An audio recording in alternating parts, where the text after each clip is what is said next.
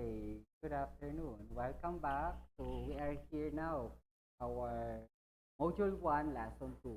So last time we have discussed the module 1, lesson 1, the different permutation and combination. We are now with the statistics, the measure of statistics, the different combinations. We're going to what the permutation.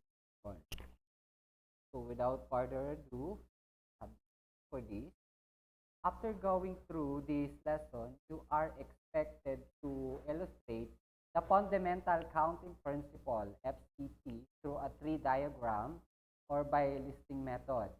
Use the FCP to visualize possible arrangements and derive the formula in finding the number of permutations of objects taken are at the time n. Before I proceed, let me have you this learning task 1. In your answer sheet, solve the unknown by the following clues given. 5 times 4 times 3, 10 times 9 times 8, 7 equals 30,100. 8 times 7 times 6 times 5, 1,000. 5,000, 5 times 4 times 2 equals 8 times 7 times 6 times 5 times equals 40,300. So using that close, you may fill up the variable. Your time starts.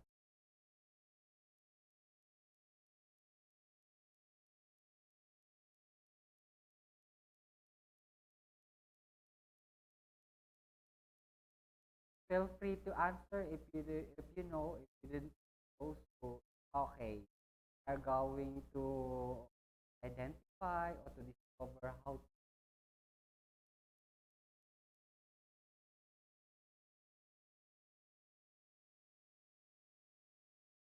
Okay, time's up. So for that number 1, that's C. That answer is given from below. Number 2, number 5, 5, number 5, A. From the given close there. So let us identify mamaya lang bakit sagot at bakit. Okay, so let us proceed with that close sum 1. That is P7, 4 should be read. Permutation of 7 objects taken are taken 4 at a time. So where n is equals to 7 and r is 4. We're looking for the permutation. For the permutations, have that 70 or P7, 4, that n, 7, n, and 1 of 7, and n, 2, 7 minus 2, and 7 is all number. That is 7 times 6 times 5, 4. That is equal to 840. It means the permutation of 7 objects taken 4 at a time, 800. Why? That 7 starts at this n. R stands for the time when the object is taken. So it means this is 4 or time taken by the object 7, that is 7. Next, that's example P. Permutation of 9 taken are at time equals 15,000. The unknown here is the R. How we are going to get R? How to get it?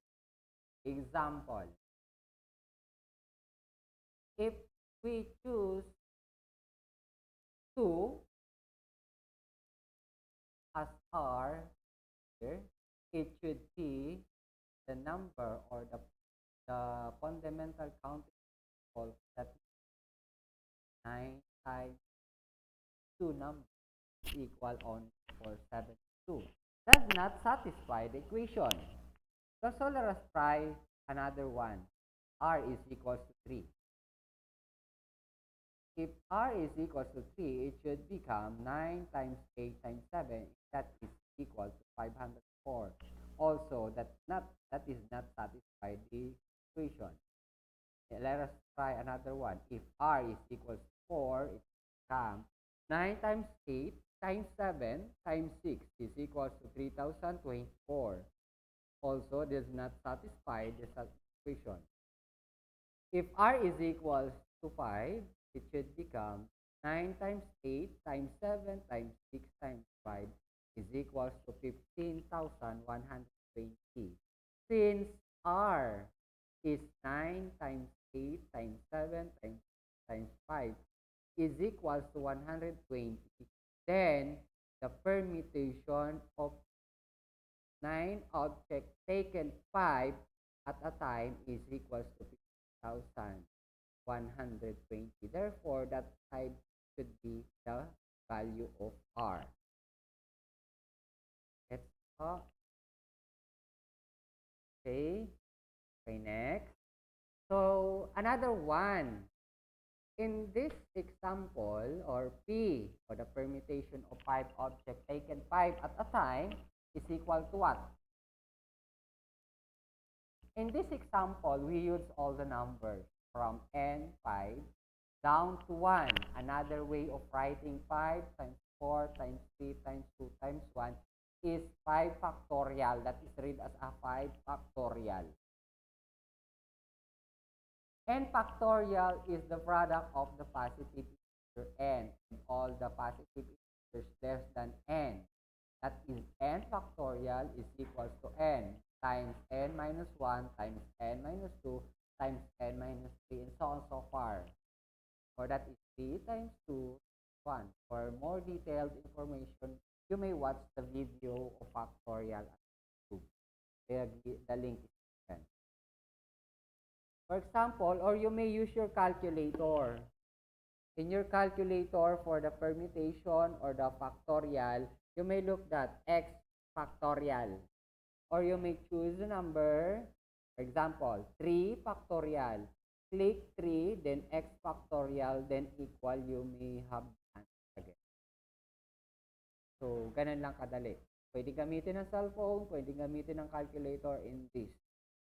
So, kung walang, kung anong available gadget, kung walang gadget, edi yung manually.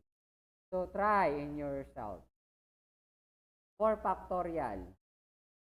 Click on your calculator if you have, or in your cell phone. Okay, very good. 24. Okay, is that easy for you? Okay, very good. If that is easy. Thank you. Okay, 14 factorial. Then let us try. Okay, very good. That is 87,178. So far, marami pang number. Sila nasama dyan. 71 factorial. Oh, sir, how we are going to complete this is manually. That's why I allowed you to use the calculator or your any gadget. So 71 factorial should be that 850,478. So on so far. You may use your calculator if the number is bigger. Okay, next. The permutation of n object taken R at a time, P and R equals to. So that is the permutation of n object taken R at a time is equals to n factorial times n minus r factorial, which is n is less than r, or n is greater than r, and the permutation of object taken all at a time is p, n is equal to n factorial factorial or the permutation of n taken n and r is n also. The value of n means they are equal. Therefore, that is equal to n factorial. The permutation of object can be calculated through FCP, fundamental counting principle, listing method, and the tree diagram. Okay, let us have this one. Illustrative example number 4. Find the permutation of 3 chemical bonds that involve the following elements: nitrogen, oxygen, carbon, and hydrogen. So let me ask you first. How many elements they have? Okay, very good. That is 4. That is nitrogen, oxygen, carbon, and hydrogen. So that's 4. Our N is equals to 4. 4 object or 4 chemicals. Okay, next one. How many chemical we need to bond or required to bond? Okay, very good. That's chemical bond. Means we're going to find the chemical. So that is equals to R is equals to 3. That is for how we are going to construct that P43 or the permutation of 4 objects taken 3 at a time. That is 4 times 2. Why? That is 4 stands for the first number 4. And how about what is the use of the 3? That is 1, 2, 3. It means 3 numbers or 3 times. Okay, that is equals to 24. So that is for the principal count of fundamental counting principle. Listing method means we are going to list combination of 3 chemicals bonding of those chemical like nitrogen, oxygen, carbon, and hydrogen. So according to the situation, we are going to combine 3 chemicals to bond. So example, NCH or nitrogen, carbon, hydrogen. Nitrogen, oxygen, hydrogen. Nitrogen, oxygen, carbon. Oxygen, nitrogen, hydrogen. Oxygen, nitrogen, carbon. Oxygen, carbon, and hydrogen, and so on so far. How many combination or how many permutation we have? That is 24 bonds of chemical. Okay. Did you get? Okay, very good. I hope all of you will follow the instruction or get this sample. Okay, to defend more, so we have another one example. Example number 5. In a mobile game, especially those who played this game. In a mobile game, who played 2 heroes, Layla and Goshen, against 5 opponents, Mia, Aldo, Selena, Pani, and Lee. A. Assuming that 2 heroes can be paired, show the possible paired of 1v1 set of games. That is for the same.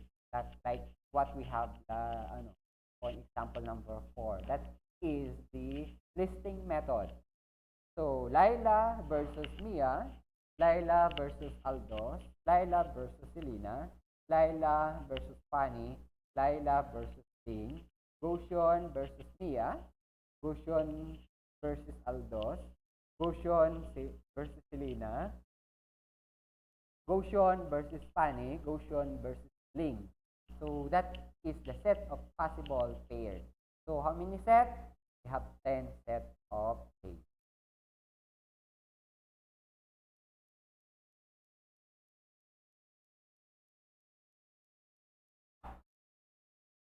Another one.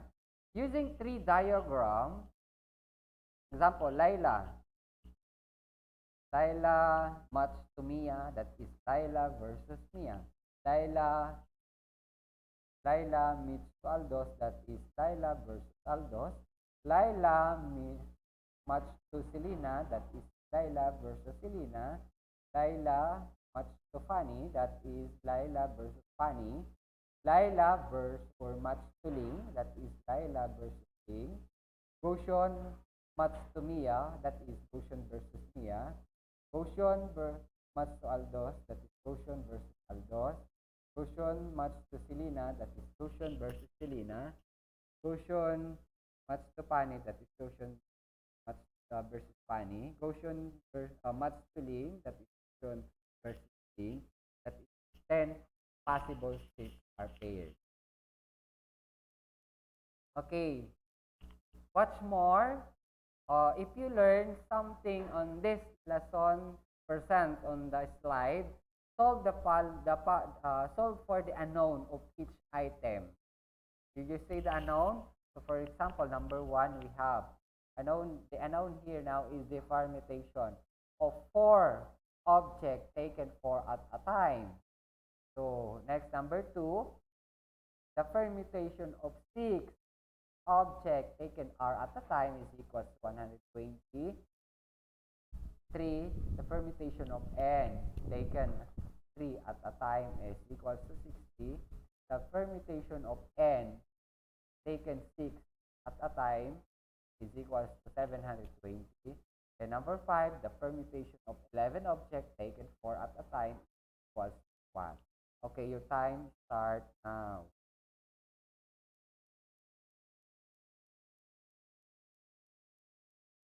Okay, very good. You have your answer.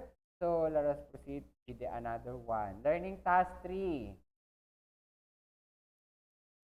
Apply what you have learned.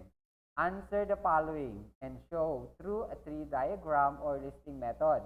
You may use any methods that is best and most familiar to you.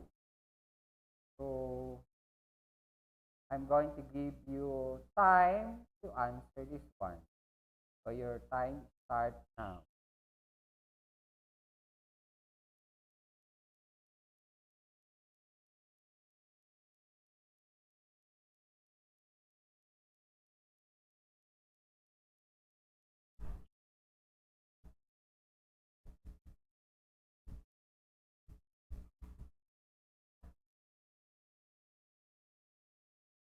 Okay, your time's up. And next one.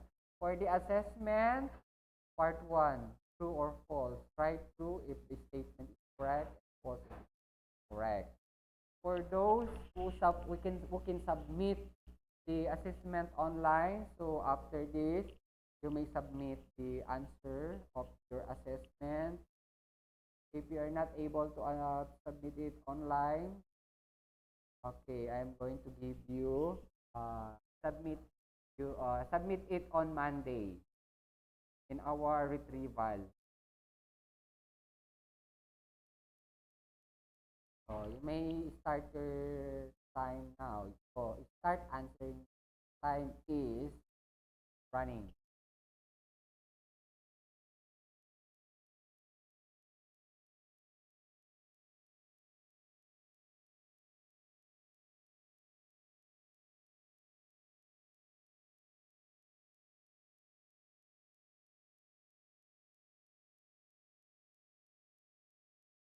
Okay, thank you very much. Congratulations. You have done your module 1 lesson 2.